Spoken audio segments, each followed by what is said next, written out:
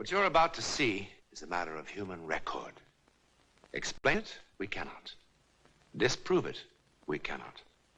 We simply invite you to explore with us the amazing world of the unknown, to take that one step beyond.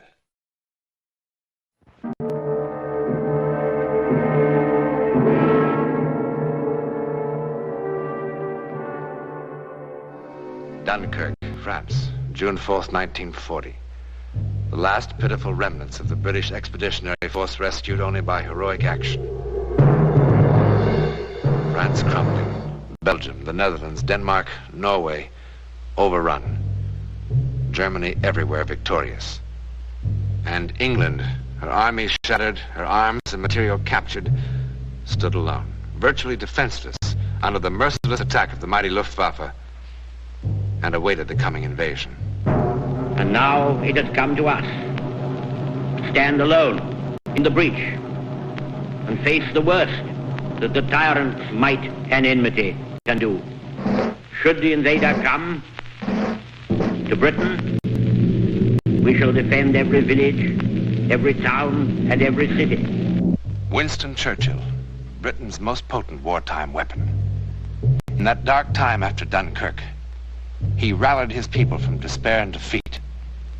They fought with anything and everything, even the fantastic weapon of psychic power.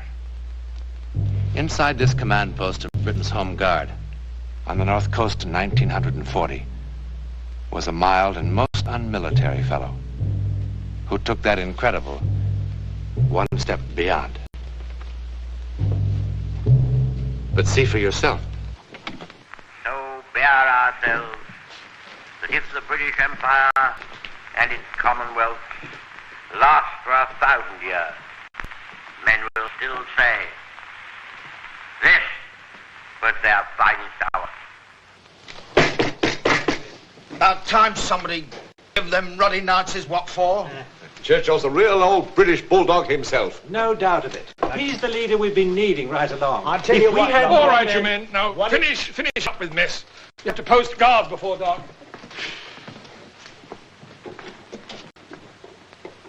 Their finest hour. Well, it really gives you a sort of lift, doesn't it, Mr. Blakely? It does, Billy. It really gives one hope. Our side will win in the end. Yes, but do you really think we will? I don't know. I suppose that depends on us, doesn't it? The blooming Nazis don't kill me. This food will. Whoever told you you could cook, eh? Oh, fine one to choose. Farmer probably never cooked a meal in his life. Do you think hauling coal in a dray qualifies you for any better? Oh, what a crew. Ruddy farmers, bank teller, overage chemist, headmaster of a blooming girls' school. Yeah, vicar and greengrocer, all bossed by a one-armed pensioner. He lost that arm in the First World War. And got a DSC doing it. Oh, Blakely. I met Ethel when I was in town today. She said to take care that you wear that scarf against the night air. How did she look? Oh, same as ever, don't you worry. You know, I've never seen anything like it. A body you'd think you were newlyweds instead of going on your 20th. Yes, Ethel and I suit each other. Oh, she said to tell you that the red platter dropped 28 fry. Whatever that means. Sounds like Russian code. Maybe Blakely's in cahoots with the Ruddy Reds. A red platter is a small tropical fish. Very beautiful. One of mine just had 28 babies. 28? Oh, glad my missus can't do that. Quite a sight they are. No bigger than the head of a pin. Lucky, you take the outpost. You and Carr. What? Him? Do I have to have him for a partner? Now, why not? Well, I just wouldn't feel safe, that's all, with only a kid to protect me back. Look, Lucky, we're all the same here. All doing our bit as best we can. Carr's done well so far. Well, he's got no nerve, anybody can see that. If he had, he'd be in the services at his age. Quite obviously, he was turned down by the services. Well, that's what I mean. Why? That's none of your business. Now, Lucky, it's time you understood we're under military discipline here. This is war, and you'll have to take my orders. Look here. I'll take Clippy's place on the cliff ward. I was going to put you on telephone watch tonight, Herb. You need rest. We all do, don't we? I doubt if there's a man here who's had 10 hours sleep in the past week. Carr and I can spell each other. All right, that's how you want it? If it's all right with Carr and Lockie. All right. You know the schedule of the watch and the signals. Now, no lights and no smoking from now on. Harrison. Yes. You and Charlie get to the lighthouse. Right. Bill, you take the near bunker.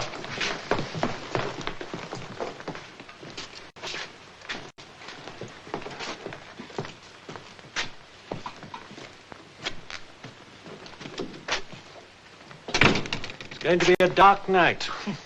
Just the kind they'd choose. Do you really think we have to fear them this far north? Surely they'll hit straight across the channel at Kent and Essex. Our job is to watch for raiders, off subs and the like. They'll probably try to infiltrate all along the coast. A nice, quiet little inlet like ours is made to order for them. I hope they don't come tonight. Likely they'll find us all asleep. Any man caught sleeping at his post will face court-martial. We're not the regular army, remember, Tim? We've all of us been on the constant alert for more than 3 weeks. And every man's ready to drop. And every man's doing his duty. I appreciate that. Maybe as time goes on, we'll all toughen up, huh? Herb, you better take a gun with you out there. Prawley's 22 or the Vickers burr gun. Wouldn't know how to use it anyway.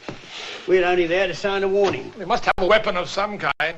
Take a sawed-off oar or a pitchfork. All right. I'll take a pitchfork, and here's your sawed-off oar.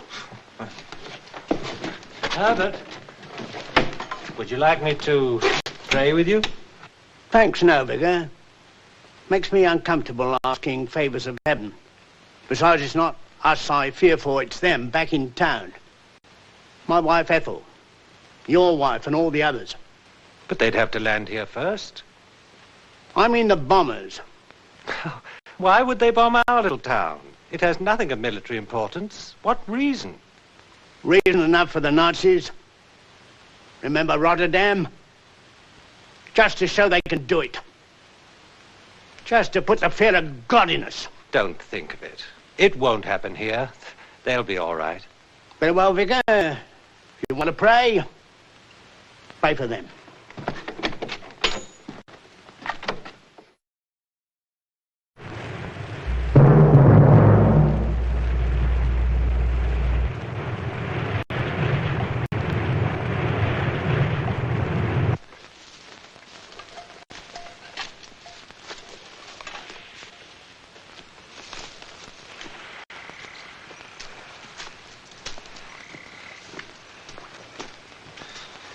Well, if the war depends upon Lockie or Charlie, or me, God help us. We're really at the bottom of the barrel. Oh, I wouldn't say that entirely. I'll wager Lockie can still put up quite a scrap, even with his crippled leg. Of course, I'll admit, as a warrior, I'm an excellent greengrocer, but, well, perhaps our services won't be needed after all. Yes, but supposing they come, what are we going to do without guns to go round? They'll have guns, you know. Perhaps we can take them away. We can do the best we can, that's the straight of it.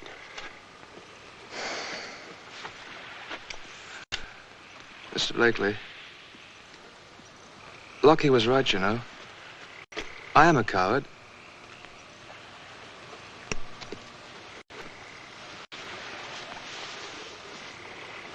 Why?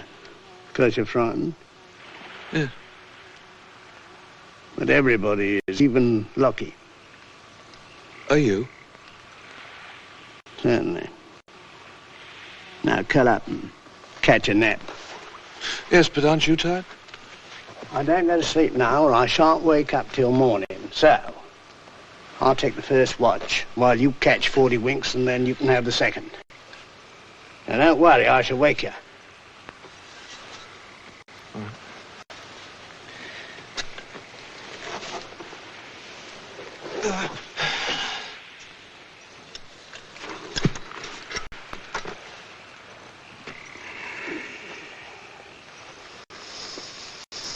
Mr. Blakely.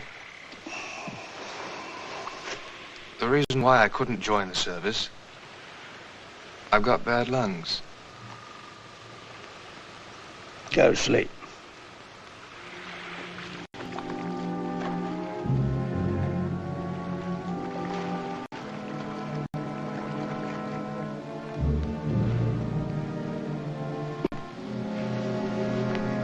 What a ruddy bore.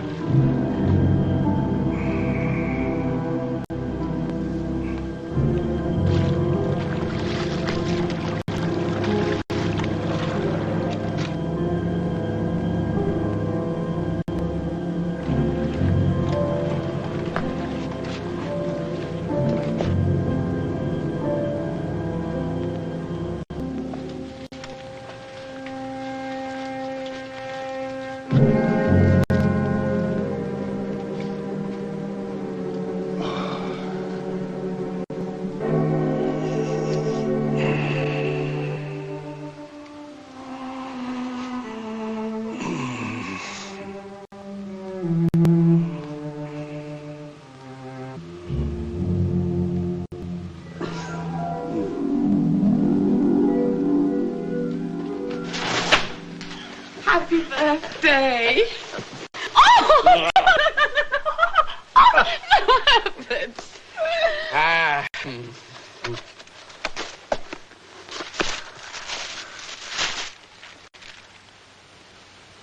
Do you like it?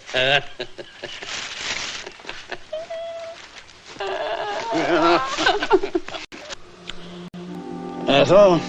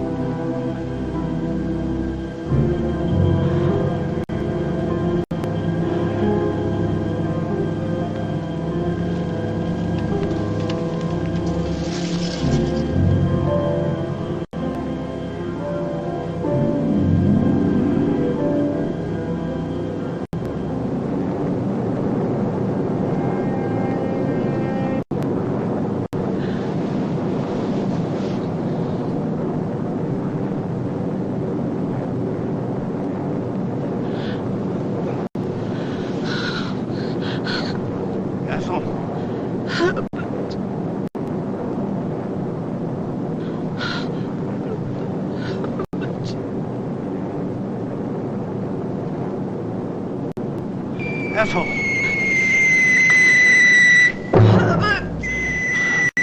Ethel! Ah! Oh, my God.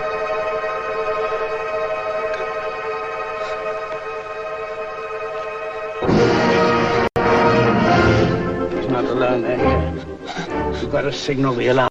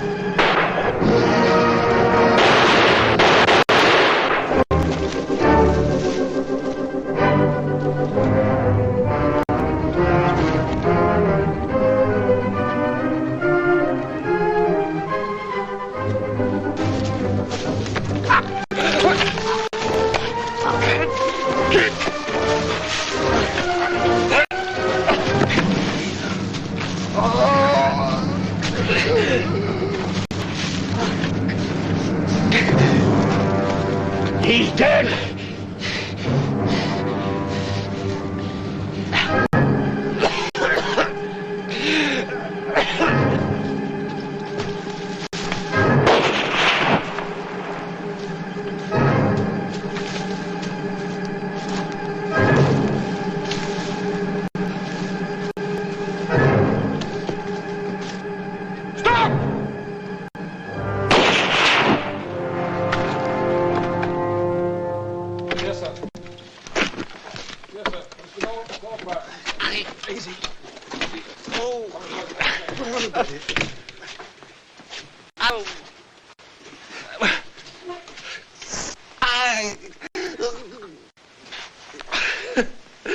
Seems you were wrong, Herbert. It was we who needed the prayers. How do you feel? Oh, it's nothing serious. I'll be back on my post tonight. Oh. The attack started at 04:17 hours and lasted approximately 7 minutes. Yes, I'm sure. We got them all. 5 men and an officer. Ours? Well, I suppose every man's got a scratch or two. Only 3 seriously. I'm sending them into hospital. Go ahead, Charlie. Yes, sir. Dead? Only 1. Who? Lucky. Oh.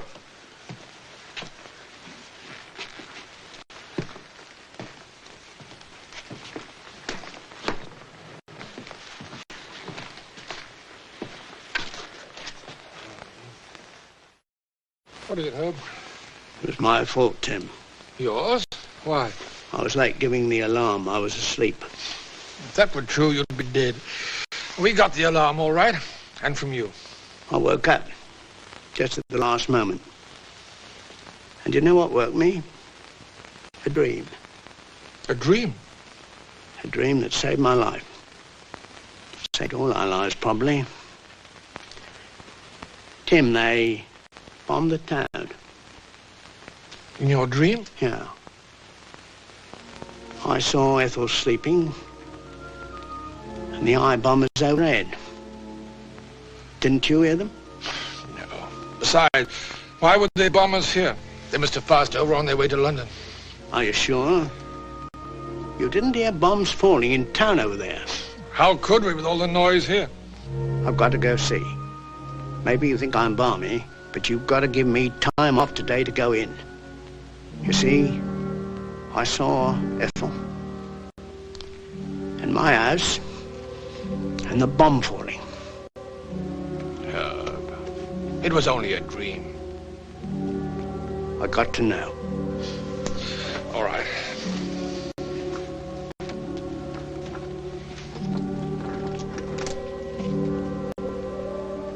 It's Colonel Marlowe here.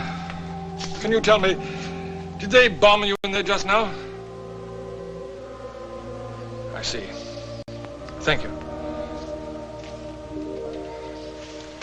You can ride in with the truck. Thanks. Herbert. Good luck. Thanks.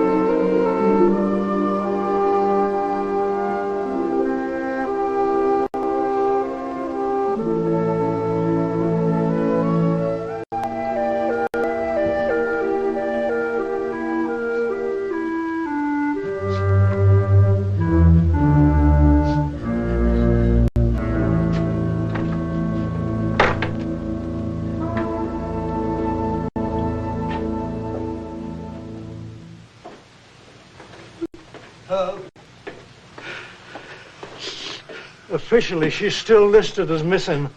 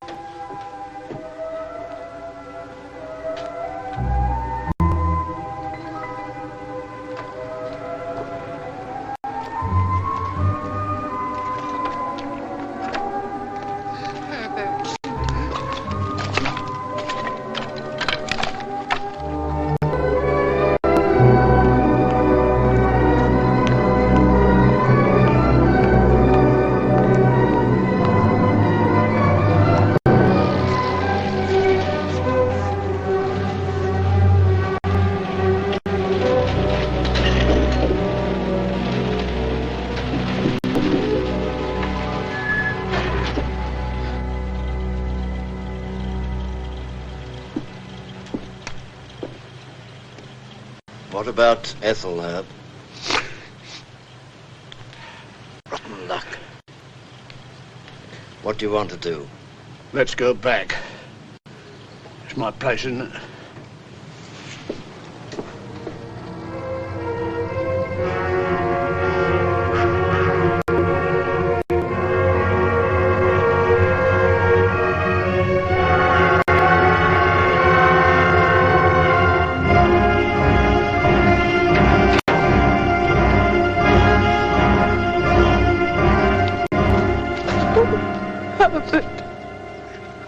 Herbert.